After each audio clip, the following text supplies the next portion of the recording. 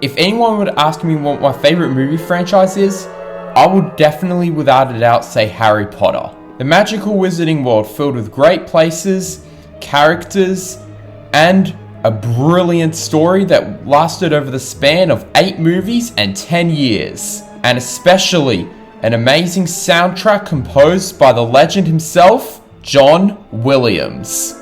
Today, we're going to be looking at those 8 stories and we're going to be checking out the best scenes and the worst scenes from each movie. Now keep in mind, these scenes will be rated based on the impact they had on the film, as well as how I, as an audience member, felt watching these scenes.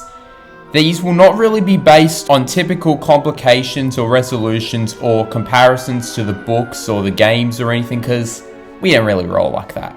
And if you enjoy the content, please be sure to leave a like on this video. A like goes a long way. And if you like what you see, be sure to subscribe so you don't miss on any future videos. Alright, that being said, let's get into it. The Sorcerer's Stone, or the Philosopher's Stone. The best scene I picked for the Sorcerer's Stone was Harry's first steps into the Wizarding World. For most of Harry's life, he was brutally mistreated by the Dursleys, constantly made to feel like he didn't belong, kept in a cupboard, starved. So when Hagrid brought him to the Wizarding World, it was literally a dream come true. We literally see a whole stack of shops, and pretty much this was a world filled with wonder for Harry, because like he'd never seen anything like it before. We see Madame Malkin's quality Quidditch supplies, Florine Fortescue's ice cream parlor, and especially even Gringotts. Hagrid takes Harry down to the vaults to get his cash, and also a very mysterious artifact. Harry will then later go to get his wand, which he can finally use to do magic. It is also here where Harry is told the story of Lord Voldemort, the man who killed his parents. This is where Harry finally finds out the truth of his origins. And he's also gifted with Hedwig, his beloved pet owl. Seeing Diagon Alley for the first time was truly breathtaking, and it especially would have been for Harry. For the worst scene in the Sorcerer's Stone, I went with the scene directly before it. His time at the Dursleys. Like I said, while he lived at the Dursleys, he was made to feel like he didn't belong. We see him at the beginning, literally in a cupboard sleeping. Petunia wakes him up arrogantly. Dudley stomps to wake him up. And, not to mention pushing him back in the cupboard. What a nasty piece of work. Vernon's ordering him around, threatening him without meals for a week, and then he's blamed for accidental magic and locked in the cupboard again. And, not to mention, the Dursleys try to rip up his Hogwarts letters when he gets them. It's pretty much here you can kind of get a taste of how awful the Dursleys are, and it's also satisfying when Harry finally leaves them. Oh, and when Dudley got that pig's tail. Not well deserved. The Chamber of Secrets. For the best scene in the Chamber of Secrets, I picked the ending. It's the scene where Hagrid finally returns from Azkaban. In this scene, Hagrid thanks the trio for their efforts, and Harry proceeds to tell Hagrid, "There's no Hogwarts without you, Hagrid." And then Hagrid is given applause from not just Dumbledore, Harry, his friends, but nearly every student in the crowd. And it's also very funny when Crabbe tries to clap, but Malfoy pulls him down like the arrogant nuisance he is. This scene was truly heartwarming because it really showed how much Hagrid means to everyone. This man does a lot for Hogwarts, and it was a nice way of showing how appreciated he is. And it was a very heartwarming way to end the film. A year full of mystery, chaos, and attacks. And not to mention that Hagrid was believed to be the man who opened the Chamber of Secrets for 50 years. And his name had finally been cleared, and everyone was celebrating him. Truly heartwarming. For the worst scene in the Chamber of Secrets, I picked the scene where everyone believed that Harry was the heir of Slytherin. Throughout it, we actually see a lot of people giving him looks, shunning him, staring at him, and even his friends kind of are unsure of who Harry really is. And we even see Ginny kind of giving him a look as well, but then again, it's probably a look of guilt. She might know that Harry wasn't really it, given, well, her connections with the diary that we later find out. Even the Hufflepuffs are not immune to this. And in a deleted scene, which can be viewed in the extended cut, we actually see Hufflepuff Ernie Macmillan gossiping about how Harry could be the heir. Hannah Abbott, being the kind soul she is, tries her best to defend him, but it's kind of futile because Ernie kind of disregards what she's saying with, well, even more absurd theories. The Prisoner of Azkaban. For the best scene in the Prisoner of Azkaban, I picked probably one of the most iconic scenes. The scene where Hermione punches Malfoy and gives him what he deserves. Well, in this scene we see Malfoy, Crabbe and Pike watching from above the hill where Buckbeak is about to be executed. Hagrid's beloved hippogriff. Malfoy, he always hated Buckbeak after the attack, and he felt so much joy in watching him die. Of course, Hermione marches up to Malfoy and sticks up her wand at him. And it's really nice to see Malfoy cowering back to the stone pillar. Eventually, Hermione decides to not let her anger get the better of her, and Malfoy decides to almost mock her for it, but then Hermione delivers a powerful punch to Malfoy's smug face. This was truly a satisfying scene, and it caused Malfoy and his goons to retreat. A truly well-deserved comeuppance. And one of the reasons why Hermione is my favourite character. She's amazing. For the worst scene in the film, I went with Snape's class. Snape's Defense Against the Dark Arts class. During Harry's third year, Lupin was his DADA teacher. However, he kind of had a bit of a secret that prevented him from being present a lot of the time. During one of these classes, Snape took over, and his class was a bit of a nightmare. In the book series, Snape was nothing short of a bully. He bullied students, he was very mean-spirited, and overall, a massive jerk. In the film canon, a lot of this has been toned down, and he's more like that of a strict teacher. However, in this particular scene, well, it's probably the closest he is to his book counterparts. Of course, he delivers his most famous line. Turn to page 394. No, I'll let Snape say it. Turn to page 394. Snape is very dismissive of their questions about Lupin's whereabouts, although he does tell them, but he is very vague about it. He gives them a lesson on werewolves, docks points from Hermione, and Ron just simply tells her, he's got a point, you know. He's got a point, you know. And of course we have more of Malfoy being an unlikable jerk to Harry, and getting away with it a little bit too. Now in the book canon, Ron did try to stand up for Hermione. However, it was not really like, he didn't really stand up to her in the traditional sense. He more so just called out Snape for asking a question and then not wanting it to be answered. Of course, he scored himself a detention, but yeah, it's the thought that counts, I guess. However, with or without this still is kind of my least favorite scene in the film. The Goblet of Fire. For the Goblet of Fire, the best scene I picked was the Quidditch World Cup. Now granted, we didn't really get the full match like we did in the book due to timing and pacing reasons. We still got a big view of the introductions. We still got to see the match, and Harry, the Weasleys, Hermione, they all got the best seats in the entire stadium. Well, at the top, they practically got the best view, meaning they could see the whole game. Oh, and not to mention, we got to see each team with their unique and awesome introductions. Oh, and don't forget Victor Crumb's entrance. Crumb!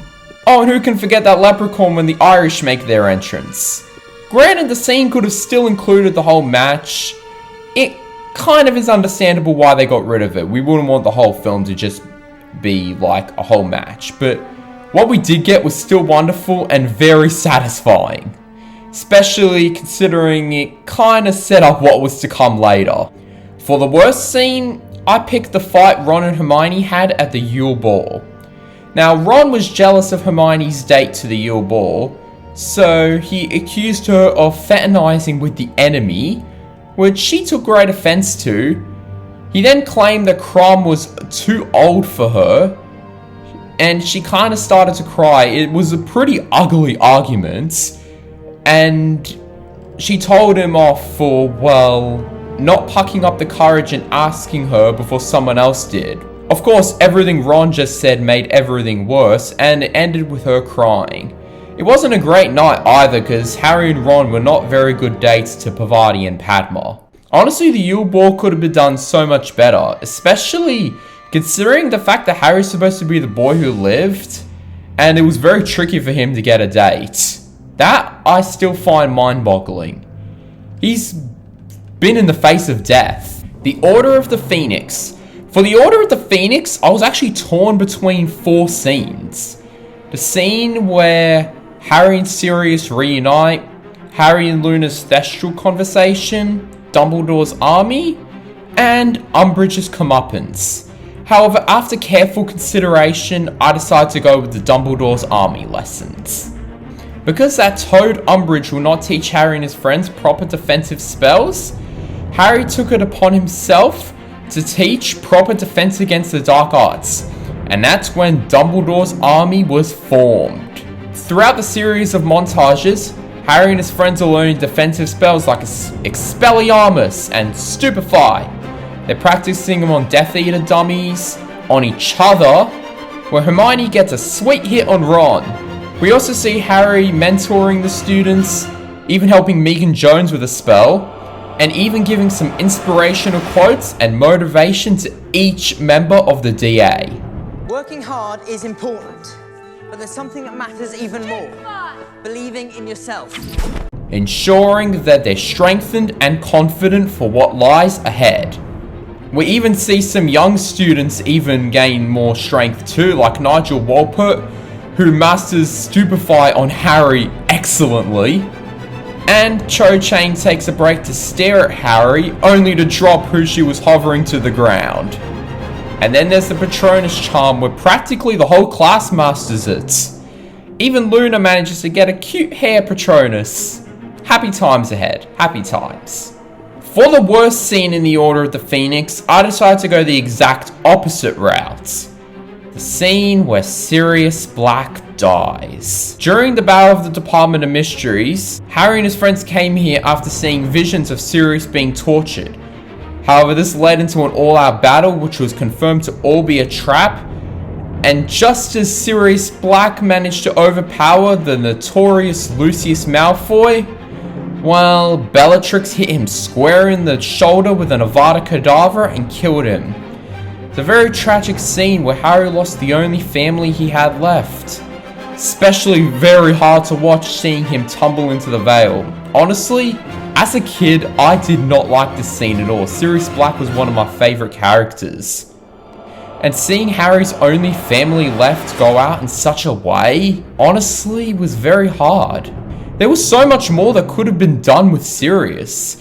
He could have helped Harry through the trials of what was to come, but yeah, this hit hard. Especially seeing Harry cry so loudly that you literally couldn't hear it. And Lupin literally had to hold him back to prevent him from making any stupid mistakes. Harry was truly filled with grief and rage at the loss of his godfather. The Half-Blood Prince. For the best scene in The Half-Blood Prince, I decided to go with the Slug Club meeting. After the nightmare that was Dolores Umbridge the previous year, this year had a new potions teacher, Professor Slughorn. Now, unlike Snape, Slughorn is a lot more happier and jollier. And he also has these clubs called the Slug Clubs, where gifted students meet up with him and they talk about academics as well as their futures. And also they have snacks. Slughorn's bonds with every student and how he talks to them and things, it's Very nice seeing each student bond. Harry, Ginny, and Hermione are all members of the Slug Club. Hermione talks about her dentist parents. Harry chats a bit about himself. And we also see Marcus Belby just stuffing his face with ice cream. Typical. And we see Flora and Hestia Caro just rolling their eyes, wishing they could be anywhere but there. For the worst scene, I picked the scene where Harry's telling Ron about his feelings for Ginny. It was a rather cringeworthy scene, to say the least. Well, he tells him his honest thoughts. She's smart, funny, but then when he mentions that she has nice skin, that was when things started to get a bit, You know, she's got nice skin. Skin? You're saying Dean's dating my sister because of her skin? Well, no, Especially if you consider the fact that in comparison to all the other scenes, this felt very out of place, because cringeworthy dialogue like this was not a common thing in the Harry Potter films. Especially considering that I'm actually one of the people who thinks a lot of the relationships were actually done better in the films, considering that it actually captured the emotional impact of each character more. And also with the actors and the chemistry, it felt more relatable. And if we're looking at the book's perspective, it didn't really help that, well, Rowling wasn't really exactly the best at writing romance from the perspective of a teenage boy. However, this scene remains the worst because we don't really see any scenes like this in the film. It's a very awkward and a very cringeworthy moment, but I think I already said that. The Deathly Hallows Part 1. For the best scene in the Deathly Hallows Part 1, I picked the scene where Harry and Hermione are dancing to forget their worries. During the hunt for the Horcruxes, Ron kind of loses control after the locket takes full control of his emotions, and then he leaves. Harry and Hermione are alone. There's a lot of uncertainty. The path ahead is dark, gloomy, and almost vigorous. So they naturally decide to turn on a radio and dance together just to forget their worries and let the peace settle in. If we're actually looking at this from an audience perspective, this is probably the most normal scene in the entire franchise. There's no magic, no tension, no chaos, not even a one wave. Really, it's just two ordinary people dancing to music in a tent. Really pure emotion. And they have each other, and that's all they really need. And they're both at their lowest point at this point of the film. They're listening to Muggle music in a tent, while both Harry and Hermione were raised in Muggle households, which allowed them to relate to this very well.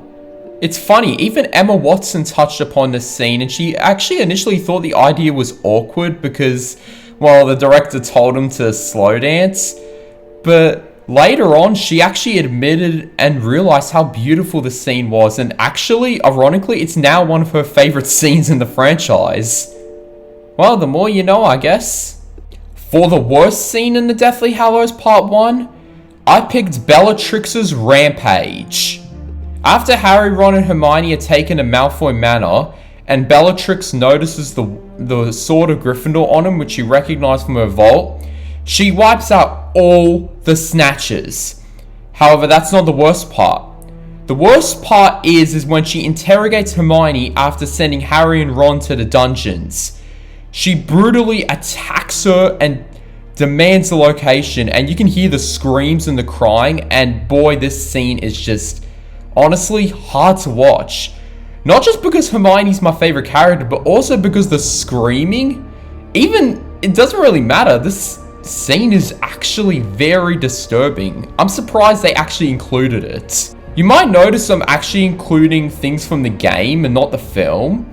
It's mostly because of how sensitive the scene's theme is.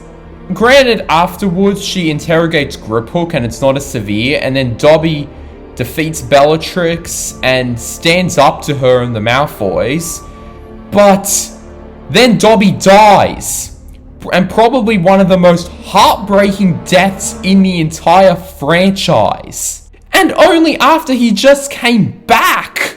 Also, I'm not sure if this is a plot hole, but Draco Malfoy was actually at Malfoy Manor in this scene.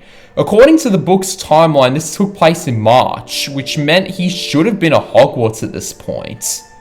Unless I'm missing something, I don't know. Let me know down in the comments if this is a plot hole or if I've missed something. The Deathly Hallows Part 2. For the best scene in the Deathly Hallows Part 2, I picked the very final scene of the film, 19 years later. In this scene, we see Harry, Ron, Hermione, and Ginny take their kids through the barrier to platform 9 3/4, where they will attend Hogwarts. It is Harry's middle child, Albus Severus Potter's first year, and he's hit with nerves that he might be placed in Slytherin.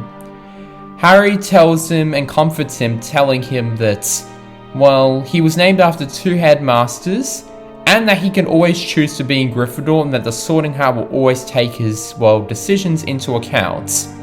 We also see Draco Malfoy with his wife and their son Scorpius Hyperion Malfoy.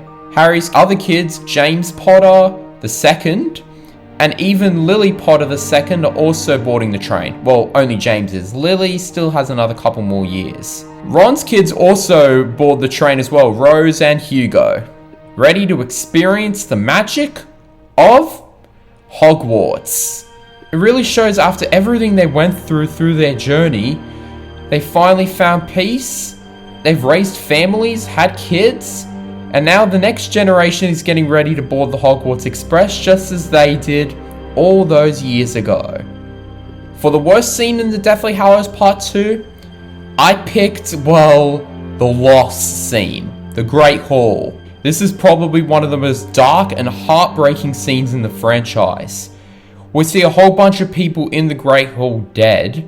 We see Padma Patil and Trelawney covering an unidentified professor's body.